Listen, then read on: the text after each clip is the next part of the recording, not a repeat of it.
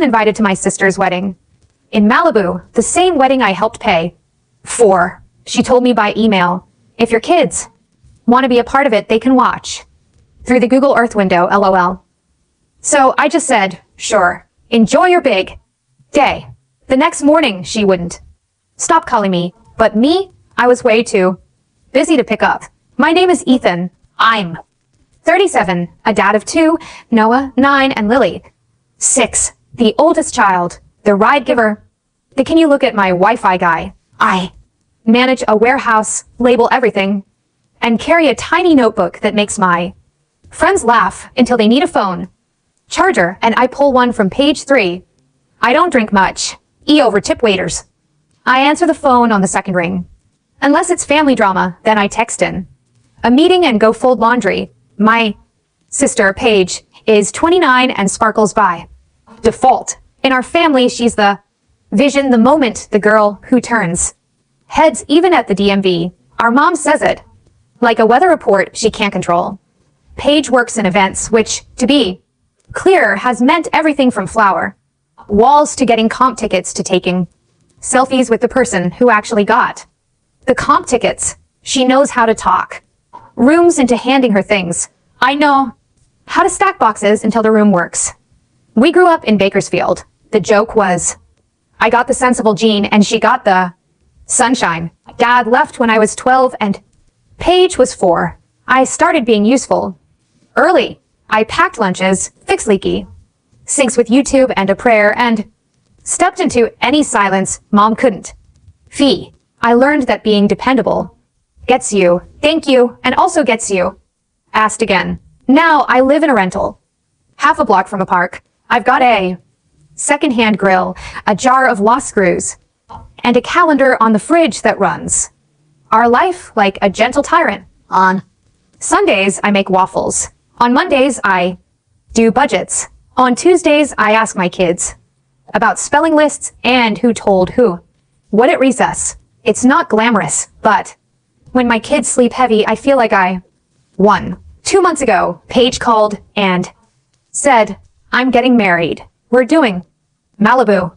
She said Malibu like it was a verb. I said congratulations and pictured chairs in a line and a breeze.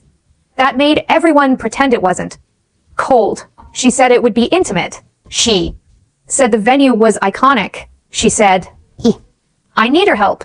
Just the boring stuff. You're good at boring. We talked about tents, rain plans, shuttle quotes. I nodded a lot. I Venmo deposits when the vendor only takes one card. I told myself this was family. I told myself she would, of course, want Noah and Lily there. I told myself we'd sit in the back and clap obnoxiously like wholesome YouTube. Last week, after I sent the last itemized spreadsheet and a check that made my stomach tight, Paige went quiet. I figured it was bridal fog. Then late Wednesday, an email arrived. Subject, quick wedding update. It wasn't a letter. It was a wall. Hey, quick thing. We're keeping the ceremony super curated. No kids, no plus plus ones. Just core energy. I'm still obsessed with you, obviously. If your kids want to be part of it, they can watch through the Google Earth window, LOL. You get it. Love you. I read it twice because my brain refused the words curated. No. Kids. Google Earth window. My children, who call her Aunt P, who practiced saying Malibu in the car, were a joke in a sentence. I stared at the glow of the screen until it felt like a fluorescent light in my eyes. Noah padded into the kitchen in socks, hair flat on one side. Is Aunt P excited? He asked. She's planning, I said. He nodded like a grown man. Do we need new shoes?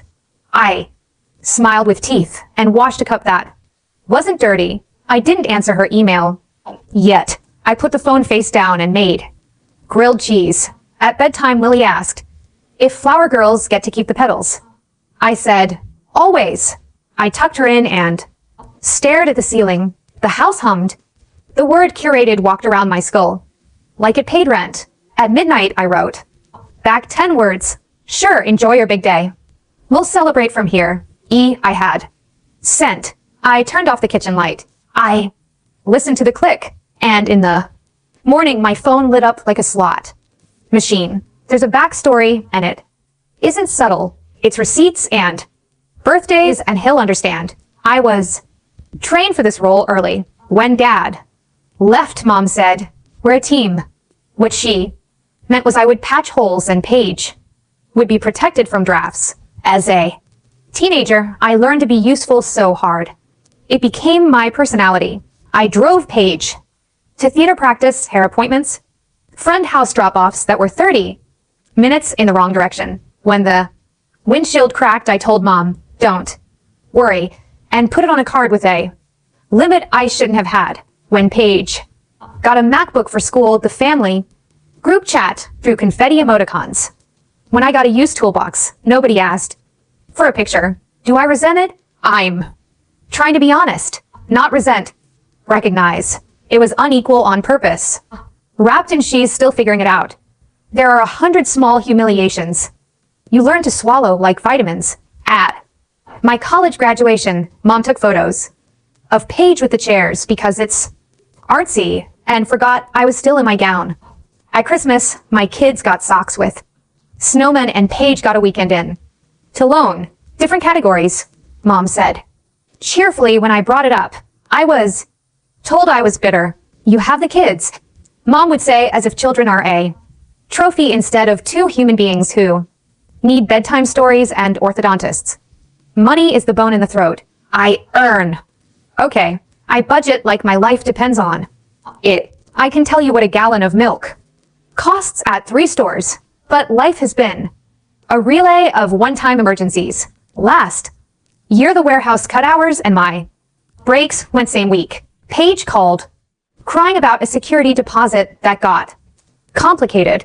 I sent $900. She sent a heart and vowed to repay me when her brand deal hit. The brand deal was pictures with a drink that changed color. When you stirred it, the repayment didn't appear. When she got engaged, it wasn't a surprise. Paige dreams and monologues. Her fiancé, Tyler, is nice. In a way that feels curated, too. Like, he read a handbook titled How to Be Chill. He calls me big bro and slaps my shoulder as if that pays a bill. He builds apps nobody uses. He's fine. Paige's first ask was small. Taste. Testing cupcakes on FaceTime while I was on my lunch break in the parking lot. Then it got bigger. E, can you look over this vendor contract? It's legalese. Y and Tyler's busy. E, can you put a deposit down? It's just for today. I'll pay back. E, can we use your Costco card for candles? The vibe requires bulk. If I hesitated, I got voice notes. You're my rock. Don't be transactional. That one stuck like gum. I'm not pretending I'm innocent. I wired money because I thought family means you cover. I'm not rich. I'm trained. The deposits grew. $500 here, $1,200 there. A shuttle company that only takes one card. A rental company that needs confirmation by noon. My inbox turned into a wedding folder. My savings turned into a line item labeled "Will settle later." Mom cheered from the sidelines. Ethan, you're making your sister's dream come true, she said, eyes glossy, as if I were handing Paige a star. When I mentioned a budget, Mom frowned like the word offended her. Don't make it about money, she said. This is love. Meanwhile, my kids watched YouTube videos on how flower girls walk. Noah practiced holding a ring box with both hands. He asked me if people clap when the ring comes out. Always, I said. I told myself that even if there were rough edges, the day would be soft for them. Then the email, curated, no kids. Google Earth window, LOL. She made my children a joke and attached to LOL. If she'd said no kids in January, I would have managed the disappointment. But we were inside the thing. Money had already moved. Emotions had already built a tent. The morning after my 10-word reply, Paige called at 7:04, 7:06, 7:11. At 7:30, Mom texted, Call your sister. She's upset. Don't ruin this. At 7:45, Tyler, hey man, let's not be dramatic. There's a plan. The plan was not to talk like humans, apparently. The plan was to handle me like a PR issue. I didn't pick up because I was making lunches. Noah likes turkey with mustard. Lily wants the crusts off. Both want their apples cut into boats. I kept moving because the only thing that defeats panic in my chest is motion. I drove my kids to school listening to Lily hum. At work, I took inventory and tried not to look at my phone trembling on the shelf. By noon, I had 12 missed calls for voicemails and a long email from page subject line boundaries that was very specifically about mine. She called my response hostile. She said I was making her choose between her wedding and my children. She said adults only as normal. She said we're protecting the experience. She did not mention the money. She did not mention me by name once. She wrote like I was a department. I wrote back once. I won't argue over my kids. I wish you a beautiful day. I hit send and watched a forklift beep in reverse like a metronome for the life I actually have. That night, after cereal for dinner, because I was done pretending, I spread the contracts and receipts on my table. Candle invoice, tent deposit, shuttle, retainer, venue security hold.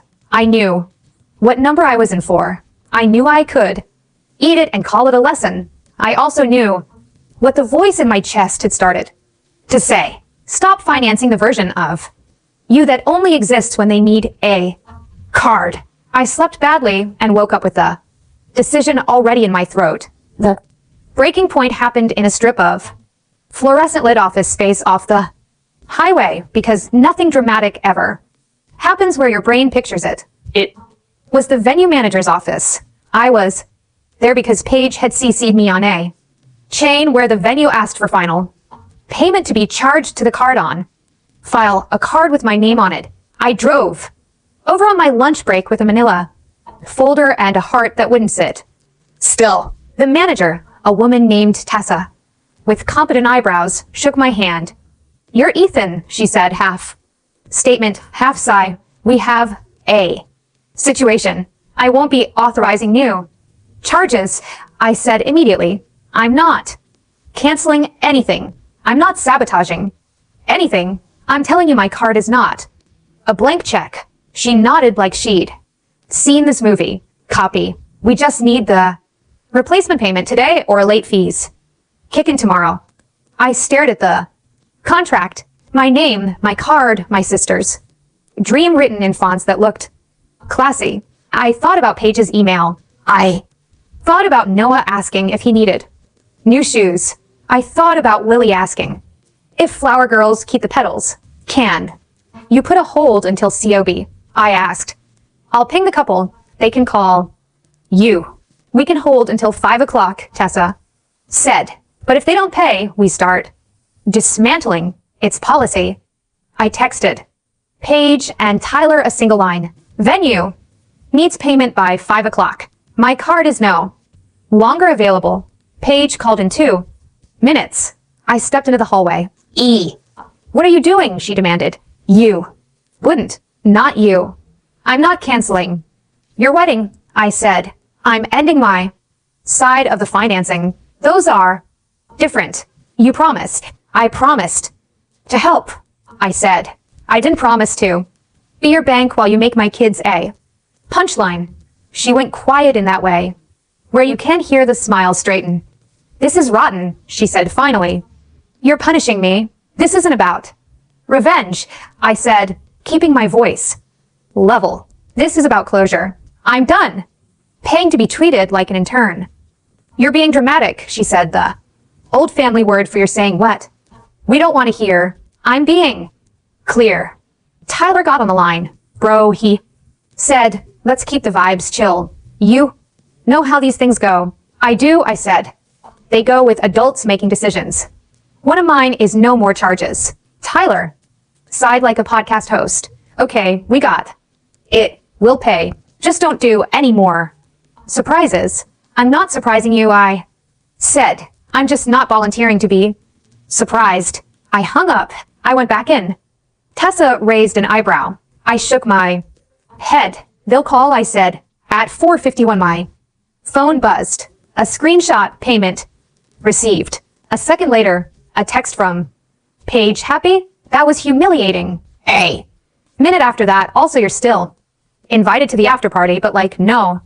Kids, it's a vibe. That night, Mom called and left a voicemail that started with I'm disappointed and ended with you're breaking my heart when I didn't call back. She sent a text, fine, but don't expect us to rearrange the seating chart just because you want the children to be in adult spaces. Be reasonable.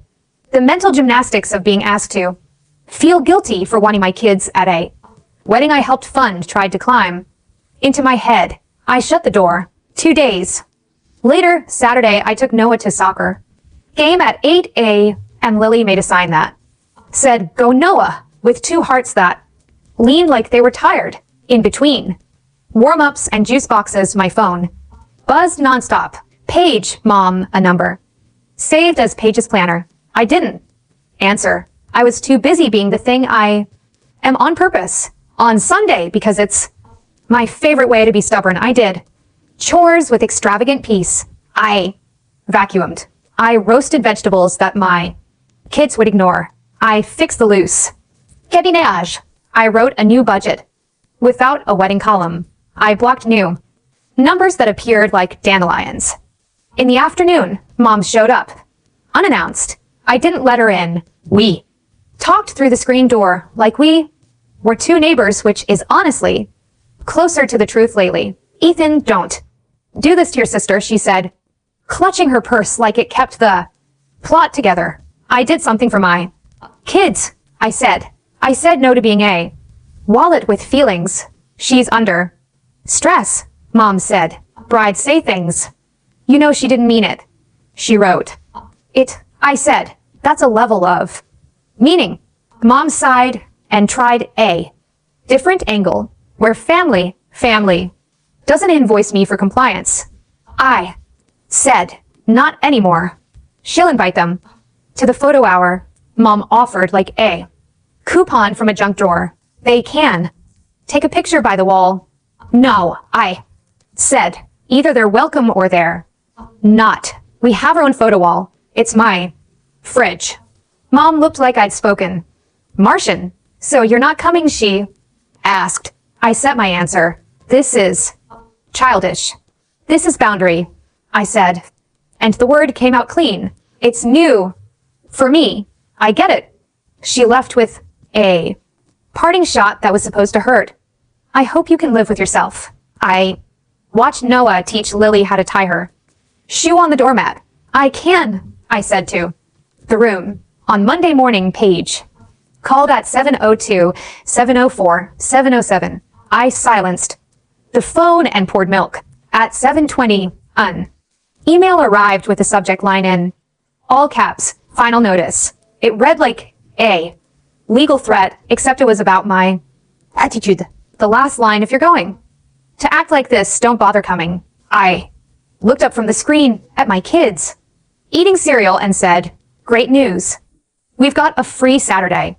The days leading up to the wedding were a live action group project where I opted out. The phone kept trying to rope me back in. Paige's planner called to confirm your responsibilities for welcome bags. I replied, I have none. Tyler texted a screenshot of a DJ spreadsheet I'd made weeks ago. Can you send this to the DJ? I forwarded it with one line, pre-request weeks ago. He sent a thumbs up and a you're a lifesaver, which is funny because I'm not doing that anymore. Mom oscillated between guilt and gospel. This family has sacrificed so much, she wrote, like a sermon. You aren't the only one with children, she wrote, except Paige's were Pinterest boards. We don't keep score, she wrote, which is something only the square says. I built a filter in my email titled noise. It worked too well. The quiet almost made me cry. On Wednesday, Noah asked, are we going to Malibu? I crouched so we were eye level. No, buddy, I said. Aunt Peas. Wedding is adults only. He mulled it. Over. So, we don't count. I felt something in my chest bend. We count. Here, I said. We'll make our own day. We planned it like a heist. Saturday would be waffles, a scavenger hunt at the park, a movie fort in the living room. Lily wanted glitter. Noah wanted nachos. I wanted to stop checking my phone every 5 minutes. All 3 wishes made it onto the list. Friday night, Paige posted a story from a Malibu balcony, the ocean looking expensive. The caption tomorrow. I watched it in the dark like I was peeking through a fence. Then I put the phone in a drawer and went to cut out scavenger hunt clues, shaped like little stars. Saturday morning at 8:13, Paige called. I let it go to voicemail. Then she called again and again. I put the phone on do not disturb and we was fatter like it was our job. At 9:05, Mom texted, answer your sister. At 9:07, Tyler, man, please. At 9:09, an unknown number left a voicemail. We're at the gate and the shuttle manifests delete. At 10 a.m., we were at the park, finding 3 red leaves and a stick shaped like a Y. Lily announced every discovery like a news anchor. When we got home, there were 5 missed calls and a text from Paige that started with E, emergency. I breathed, put on a cartoon, and stepped onto the porch to call back because I am, against my will, a decent person. What's wrong? I asked. Silence. Then a breath that sounded like a straw. The shuttle company says the route I picked needs an extra permit, she said. Words fast and vet. They're threatening to cancel. The city is being like bureaucratic. She inhaled. I know you know how to fix things. Can you just call them or come? Please? You're so good at this. I looked through the window at Noah teaching Lily how to make a fort roof with 2 chairs and a blanket. My kids have lives that don't include Malibu. I remembered Paige's email, Google Earth window, LOL. I remembered the line I promised myself to keep. I'm home with my kids, I said. I'm not your emergency contact. You're punishing me, she said. Immediately. I'm protecting me, I said. And them. Don't do this, she said, voice sharpening. Don't be petty. This is my wedding. You chose not to invite my kids, I said. You told me they could watch from the Google Earth window. You made a joke of us. I won't pretend to be staff now. So you're okay with the shuttles not running? She asked. Dangerously calm. I'm okay with you dealing with the consequences of your choices, I said. You're an adult. Hire someone. Ask the planner. Ask Tyler. Call the city. She went quiet for a beat. You've changed, she said. I'm finally acting like the person you keep pretending I am, I said, responsible for.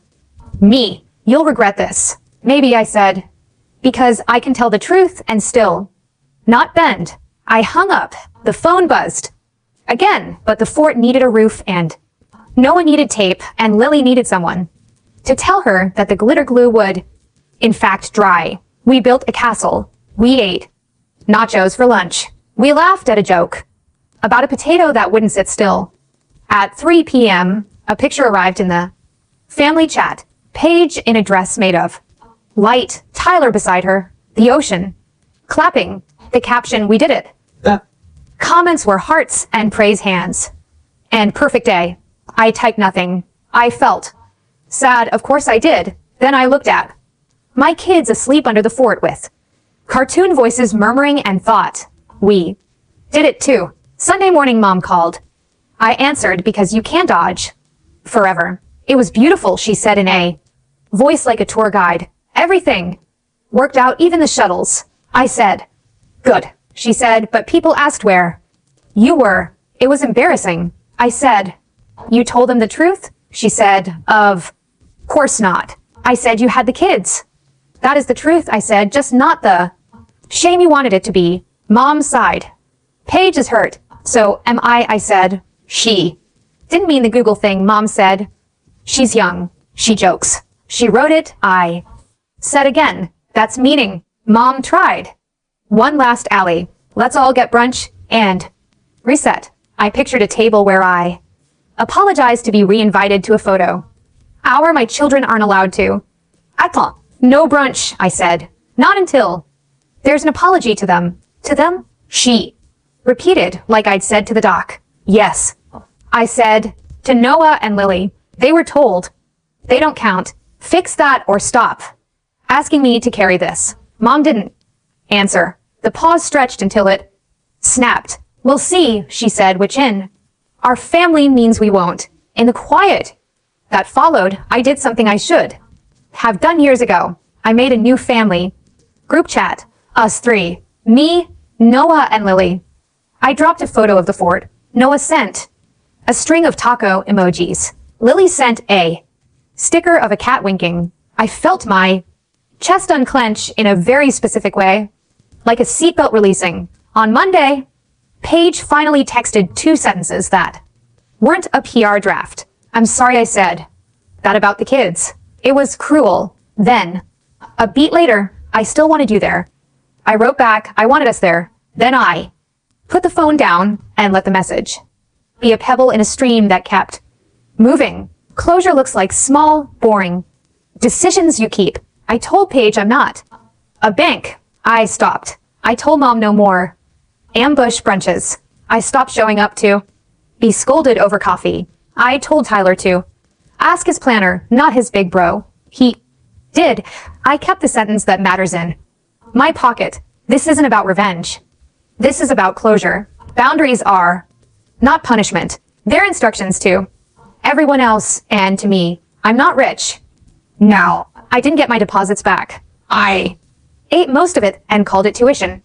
But I bought Noah the shoes he asked about and Lily a cheap bouquet with petals she could keep. We had our own photo wall, the fridge covered in magnets and lives we actually live. Weeks later, Paige sent professional photos. They are beautiful. I felt a sting and then a calm. I don't need to rearrange my life to be in someone else's story, where I only exist as a utility. My name is Ethan. I'm Chijiste Shudmei. I'm the dad with the tiny notebook and the full sink and a clean conscience. The next time someone emails me LOL about my kids, the reply will be shorter than 10 words. It will be one door closed with love, and I will be too busy living the life that counts to pay up